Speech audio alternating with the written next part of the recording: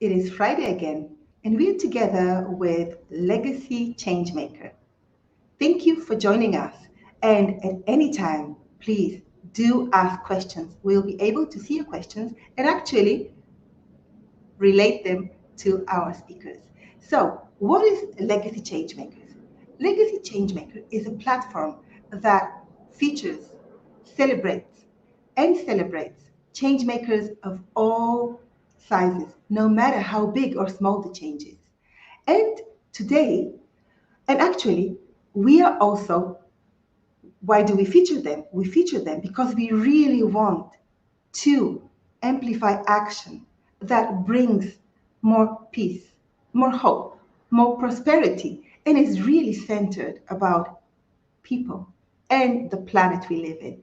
So, thank you again and for joining us.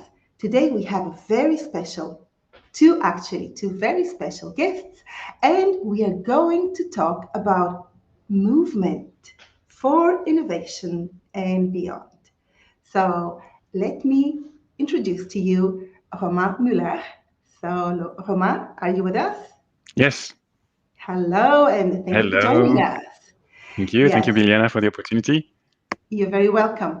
So, Romain, his background is in engineering, right? Exactly. Yeah. I'm a trained And engineer.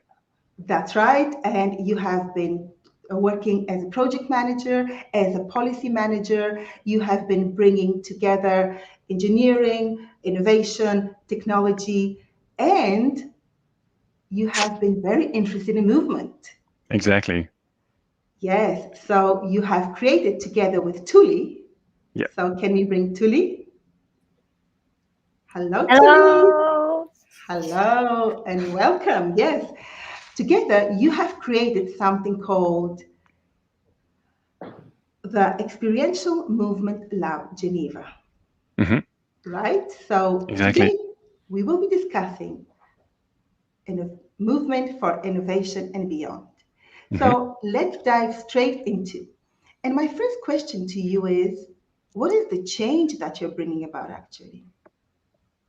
Yeah, thank you for inviting us, Biliana. We were just discussing before how it's really nice to get to talk about the work because so far we've been mostly practicing. So we're also learning how to bring out in a word format what we're doing.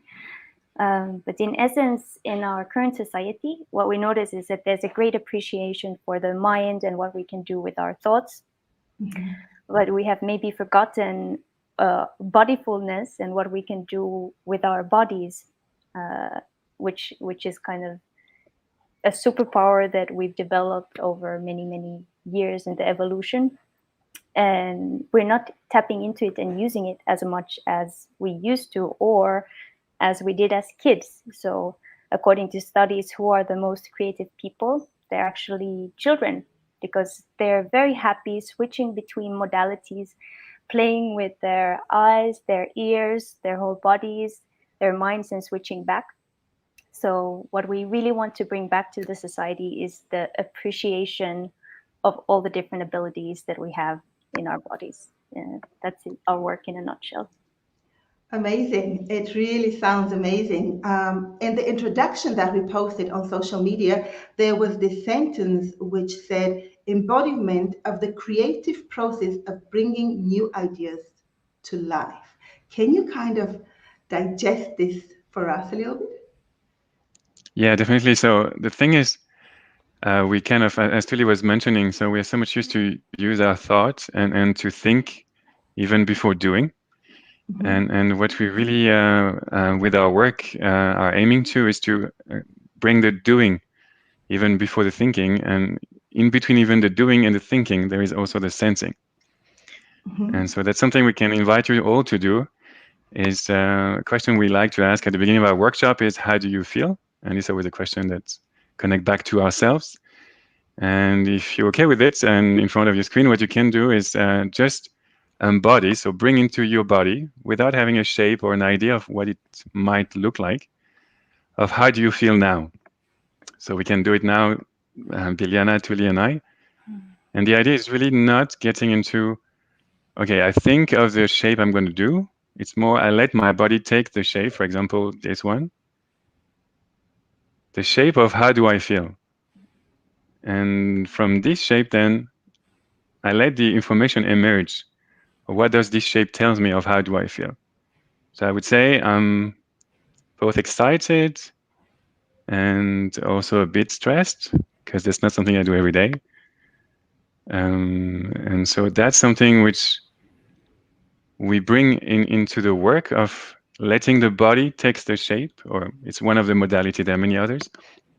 But we create a sense of resonance in the body that then help connect to some other insights. And to answer to your point, Biliana, it's exactly this. So instead of having some, for example, thought process of some possible ideas, then we let the body go into a movement, into a sensing. And from this sensing, and for example, if you do it with other people, then the space can also be a great help, because the way that the movement will take space between the different participants will also bring a lot of information. So we're trying to look at information which is not carried by words or by thoughts, but by body, shapes, movement, attitudes, and distribution within the space. So that's what we mean by the question that you asked. And it's really interesting. So, what kind of stands out for me is that it prevents us from being automated, doing the things we usually do. So, this is really great. Hey, how did this project start? Where did you two meet? Tuuli, do you want to take this one? Yeah, sure. So we actually met at Idea Square at CERN. That's an innovation space. And within the first 5 minutes of Romain walking into the office, we discovered that we have kind of a joint passion linked to different movement practices. I've done Tai Chi, different styles of dancing. Romain has background in contemporary and all different kinds of body work. And that's where we had the idea of how about we do something very experimental, and we can bring something from this embodied practices to help innovation teams. Because we know that, for instance, if a team gets stuck in ideation, what helps them is to take a shower, go for a walk. So we know that there's something interesting there that can be done beyond thinking. And then we started slowly, some years back, introducing these kind of practices into the innovation process. And what did you learn while doing it? Did it work really? I mean, if I remember the first time, and it was really the invitation of Tuuli that I thanked since then a lot, because it was really the start. So it was a bit of a step into the unknown. I mean, we had some, as Tuuli was mentioning, some notions of dance and movement work. But then being in front of 50 students coming at ID Square and from different backgrounds like business and engineering and design, and in some cases also art, then the question is, how do you bring them to this kind of embodiment? So to realize that space and movement can bring something. Because that's something we have also gathered in some interviews that we've been doing, launching this experiential movement lab, is that a lot of people see movement in a very conditioned way. So either like you do fitness, or you kind of go and run, or you just get drunk and party and dance. But movement as such, as a mean of exploration, is not really considered on a day-to-day basis. And to our surprise, the participant really got into it. And I think this is really part of our blueprint in a way, that we know how to connect and interact with others through our bodies. We had to do it, as Tuuli was mentioning, as kids. And so whenever you bring the invitation, of course, and the participant need to be willing to, step in and show up in a way. But as soon as you do it, then I think there's something in the movement and in the body that's already connected, and we just kind of lighten it up, and then it gets started. It's a lot based also on the design, on how you design the program. Because of course, if we have too strong of an invitation to start with, might be resistance coming in.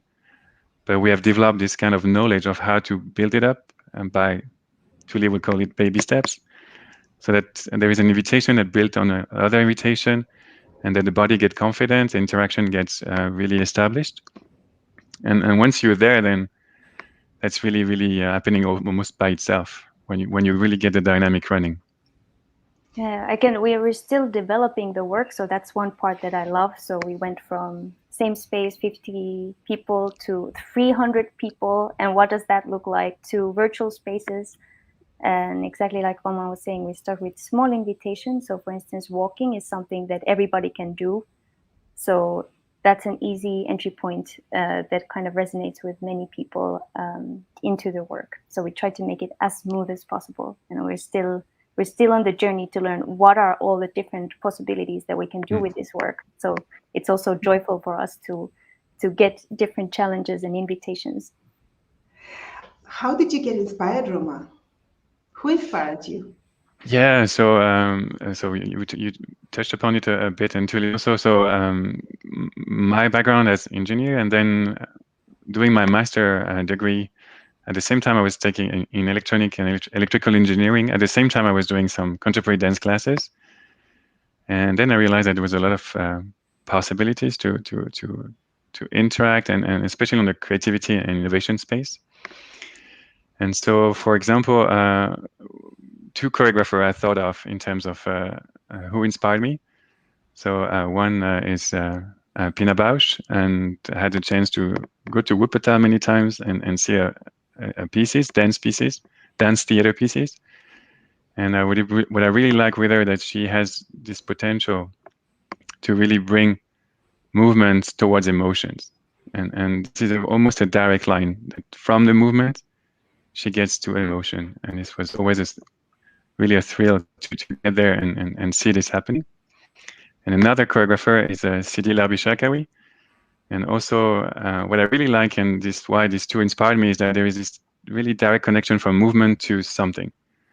So Pina Bausch is movement to emotion, and Sidi Larbishakawi for me is really movement to the catharsis of human conditions.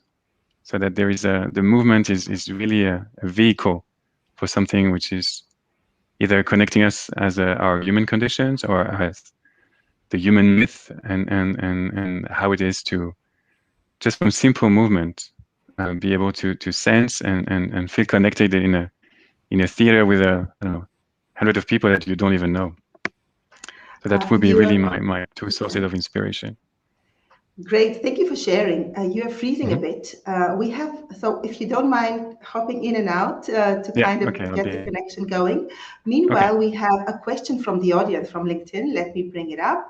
Nice. So Helen says, fascinating. How do you overcome resistance from participants? What are the biggest challenges? Tuuli, would you mind taking this question? Great question. So one of the things that we always do is we invite people to welcome everything as a part of the process. So also resistance. So there was, for instance, a case in a workshop where there was a participant who was really not, like, you could visually see that he was not able to put himself into the exercise as much as some other participants. And first I thought, oh no, this is really bad. Maybe he doesn't get anything out of the exercise. But actually, because of this including everything part of the process, he actually reflected afterwards that he had a really deep experience with that, facing the resistance that he had, and why is it there? Where is it coming from? So actually, he had a deep experience in exactly this resistance part of the workshop. So that can be very powerful when participants can step into this welcoming everything, even the challenges, as a part of the process. And for us, I wonder what would be our biggest challenges. I think it's actually even communicating about the work, because when people come, they feel it in their bodies. They have an understanding more or less what it's about, but to describe it in words, where exactly like now there's maybe not so much appreciation for all the body intelligence that we have, it can be really challenging to describe what is it exactly about. So this, for me, is one of the biggest challenges right now. I don't know for you, Romain, what are you struggling Definitely, with? I would say that, and maybe Biljana also, you want to join in on this one, because you've been participating to one of our workshops, and that's something which is, I think it's almost selling ice to penguins in a way, because everybody knows how to move. But the fact that in a way we're conditioned in our movement, then you almost have to kind of help people realize that they can move, which in a way they know how to, but you have to help them realize that they can go into even stronger, a larger spectrum of movement. What I'm And so hearing is, sometimes, what I'm hearing is that you need to help them realize what is the move, how is the movement going to help them to move forward? exactly. Yeah, exactly. We have this question from a user. Let's take this and then let's do an experiment and let's try to invite the people who are watching us to experience it with us and give us their feedback. So let's take this question first. Can this work help collectives like management teams or boards come better together or create more bonding and connection? If so, how? The answer is yes. That's the good things that we've been experiencing. So I think we did it for more than 500 people. Altogether. And that's what we see is that that the work of going one step down in the body intelligence and not only connecting from a thought process point of view. Then, as I was mentioning, this blueprint is kind of activated, and then you get those connection going that it's more on a playfulness level, and you don't have to process a lot. You just have to do and move into space. And by doing so, you, in a way, take decisions and strong decisions. Because the good thing is with the body is that if your arm is here, you can't not pretend it's not here. And so other people will see that your arm is here. And that's bring a lot of clarity and at the same time, a lot of decisions, which everybody can relate to and build on it. Okay, so let's help our audience dive into the experience, right? Yeah, what are we going to do? Yeah, so usually we see the audience, which is not the case at this moment, but we can do it between Biljana, Tuuli, and I. Because one thing which is very, very interesting is to take feedback of your environment at the same time as you take decision on your environment. That's very powerful in a way, and that's something that can be really easily done through movement. So maybe if we can bring back Tuuli and Biljana together on the same screen as I am. Yeah. I'm not managing. Can we have the three of them? Okay. We're going to start. So yeah, great. Okay. So one really easy one is that, so Biljana and Tuuli, if you put your hands up, and I invite all those who are watching us to kind of do it in the same way as if the camera was kind of recording them. And the idea is that we all at the same time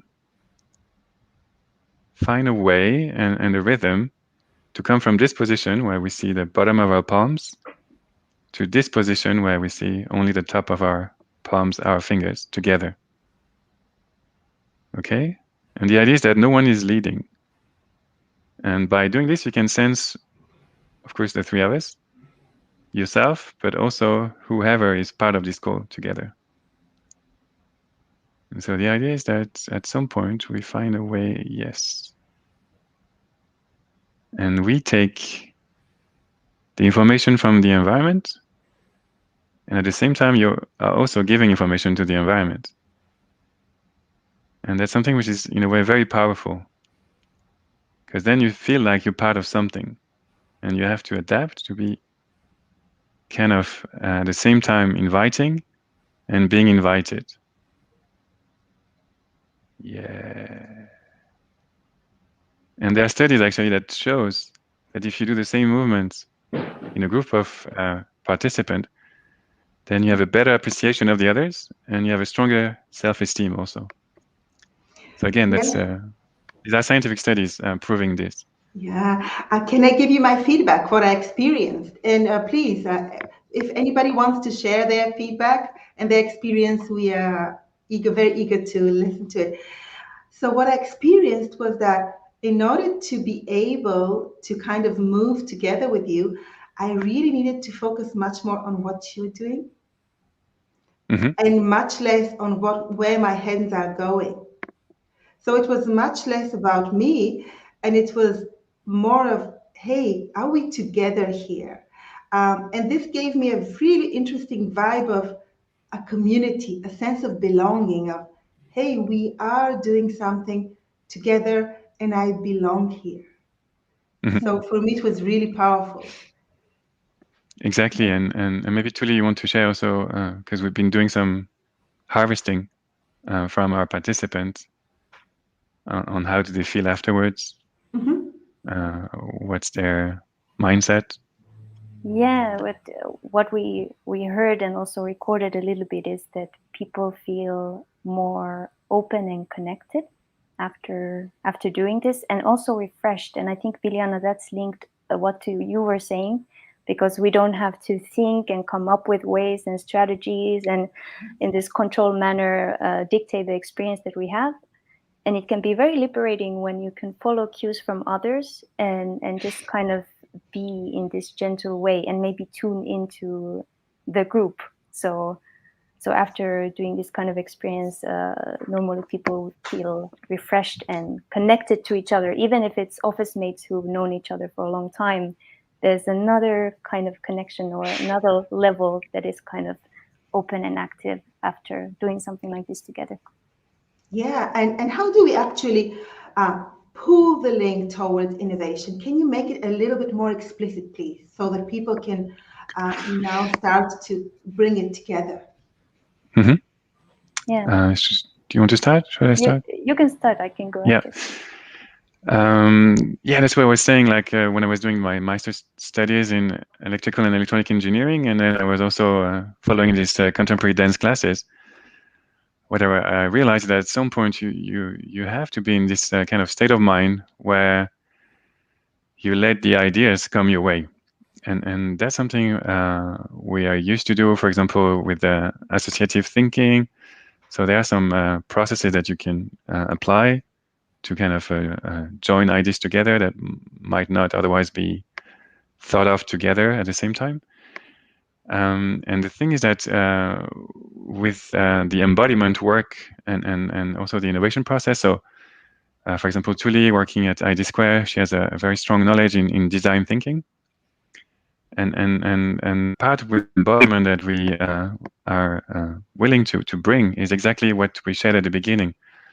Like if you go into the embodiment, so you really get the body moving, there are different things that you can do. First, you can influence a mindset. Again, there are some scientific studies that prove that the way you move influences the way you think. So for example, if you want to go for an ideation process, then you can go for some body and spatial engagement that will help you really kind of tune your mindset to get into the spectrum of generating ideas. So that will be one of them. And another aspect would be what we did. So you kind of, without thinking, bring the dynamic into either a shape or a movement or a dynamic within the group. And then you let from this system, which is either your body or the group or the space, you let new insight coming up. So this sounds maybe a bit weird, but the thing is that since you kind of access something which is very tangible, which is your body, the space, then you have quite some strong grounding. And at the same time, then you have a space where you can let new concepts, new thoughts, new insights, new even sometimes sensing and feelings come your way. And then this could be the starting material for what we call innovating, like bringing something new to life.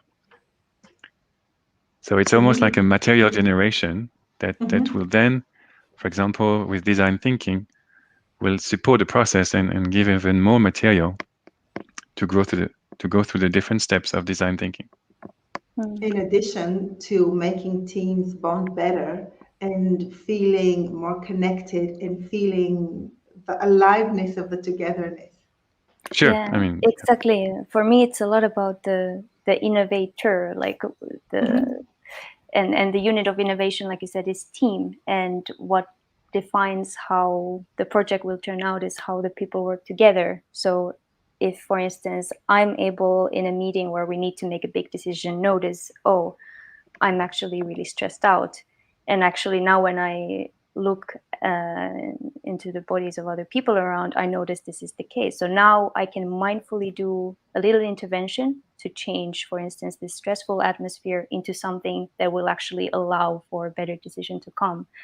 So it's almost like working on this meta level where the teams can actually themselves improve and regulate how they're working together and coming together and have this kind of nice appreciation. And it's not just focused on this decision or this idea. So that's where I see that there's really power. And also, like Romain was pointing, going to the unknown, because a lot of the ideas we come up with first are similar to any idea. So you need to really be open if you want to bump into something that is very new or not really thought of. And this is where I feel like also there's some special spark that can come from the embodiment. Mm-hmm. And if people who are listening to us would like to kind of get in touch with you or would like to support you in one way or another, or maybe even ask you more questions, how can they get in touch with you? Yeah, so we just freshly created a LinkedIn page. So it's Experiential Movement Lab Geneva, where you can go and then you can contact us, and then you'll be directed to one of our profile on LinkedIn. Just send us a message. There is also a phone number on this LinkedIn page. So I'm really happy to even get on the phone with you. And as we were saying at the beginning, the best really to experience this work is actually to do it and be part of it. And that's why we're also offering that if you have training or courses or events of team meetings, just think of us maybe for, let's say, 20 minutes would be the shortest format. And then you can really experience it, because then you will sense what it is all about. And since this is one of our major challenges to communicate around this, also some feedback on how we did today would be super, super useful. Yes, so dear people, if you have any feedback for Tuuli and for Romain, please do leave it in the chat or send it to them individually. This will be, as always, innovators try to learn each and every second. Right? Definitely on this one. Yeah, definitely on this one. This is a journey we started, and this, as Tuuli was saying, it's every time a new discovery, a new environment. We had to move from on-site to online, and we realized that there is also a lot of modalities we can explore online, and this is also bringing this sense of connection, though we're not even in the same space. Before we finish this conversation, I would like kind of to invite everybody who is watching us and all the three of us kind of to do a small movement around intention. How will we do that? Our intention for the weekend or for... can you lead us, please? Yeah, so sure. Maybe... Or you want to go, Roman? No, go. So without going through the mind or thinking too much, you can let your body take the shape of the intention that you have in days. And so you can just breathe a little bit and then see how your arms and your body, your head wants to move.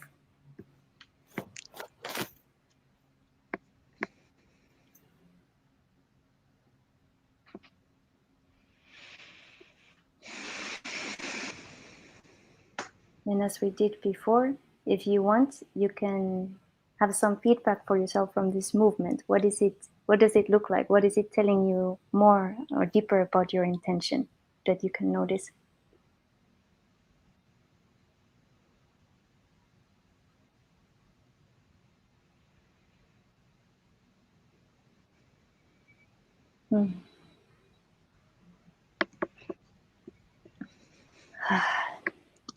I can give you my feedback. I really want to kind of keep my head up during the weekend. I want to be open-minded and I want to kind of just let go, which felt actually amazing.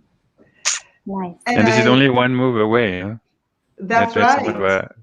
It's only one move away. Yes. So we have a couple of thank yous. Let me just put them in here. Thank you, says a LinkedIn user. Thank you so much. Very interesting. We'll check in with Romain when in Geneva next. Okay, and then we have here Giordano. Thank you so much to each and every one of you, Tuuli and Romain. I wish you all the best. And if I can support you even further, please let me know. I'll be very happy. And if you would like to get in touch with them, please do it via LinkedIn. And I wish each and everyone a lovely weekend. Yeah. Thank you again, Biliana, and Thank everyone you, watching. and great weekend. Yes.